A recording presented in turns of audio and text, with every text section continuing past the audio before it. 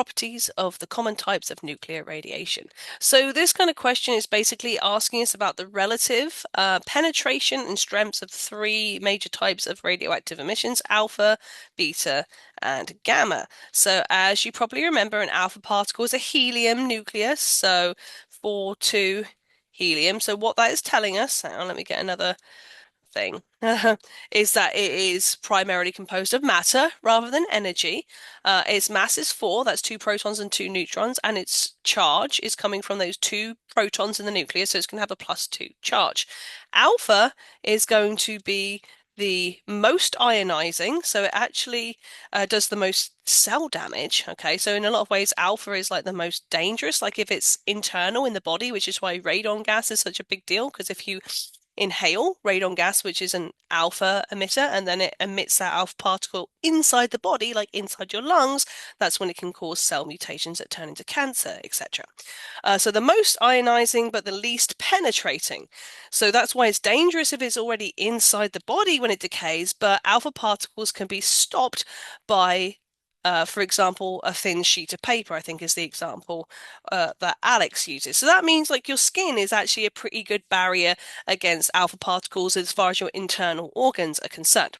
Right, we know that a beta particle is an electron, so that has 0 mass and -1 charge.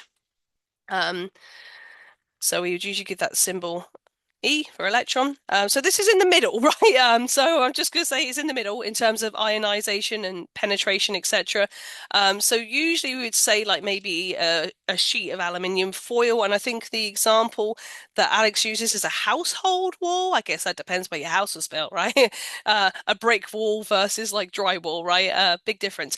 So beta particles is more penetrating than alpha particles on the sliding scale, right? So depending on what your options you actually get are. So beta is less ionizing than alpha, but more penetrating than alpha. So gamma is going to be the most penetrating. So this is what, people used to build bunkers to protect against, right?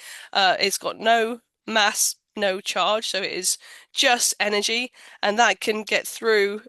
It's going to need like a big thick concrete wall, let's say. So that gamma is the most penetrating, right? So it is the least ionizing. Okay, so technically it would do the least cell damage, but it was also more able to penetrate, right? So think about it. The ionization is interaction with matter. So the more ionizing something is, the more it interacts with matter, the quicker it's going to be attenuated or stopped by interacting with that matter. Whereas the energy that is like less ionizing is going to pass further, going to penetrate further before its interaction with matter is going to make it stop, essentially.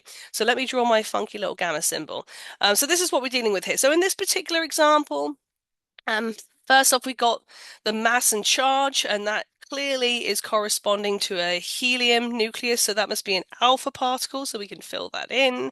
Can be stopped by, I believe the option ALEKS has is a sheet of paper, so it's just going to be something thin, okay? Like whichever options is something thin will be your answer there. And that is primarily composed of matter, okay? So your beta particle is your electron. Although we say it has negligible mass, there is still some mass to an electron. It's just like 5 orders of magnitude smaller than protons and neutrons. So we would still classify that as matter rather than pure energy like a gamma ray, which has 0 mass. So our mass and charge then for a beta particle would be 0 mass and -1 in terms of charge, and it's moderately penetrating. So I think the option ALEKS has is a household wall. You know what I'm going to do is I'm actually going to check the explanation for ALEKS to see if it tells me, yeah, sheet of paper and a household wall is what it comes up with there. Okay, so now we know. All right, so let's have a look at another one while we're here. So we've done alpha and beta. What else delights does it have for us? That's alpha and beta as well. So I'm going to just keep skipping because that's information we've already talked about. Okay, so it's got gamma in here as well. So again, I'm going to skip alpha because we've literally already answered that question. Gamma is energy. It has, oh, whoopsie, I'm getting a bit happy there with the chickadee check checks. Mass is 0, charge is 0, and it can be stopped by, I believe, ALEKS says a thick concrete Whoa. So there you go.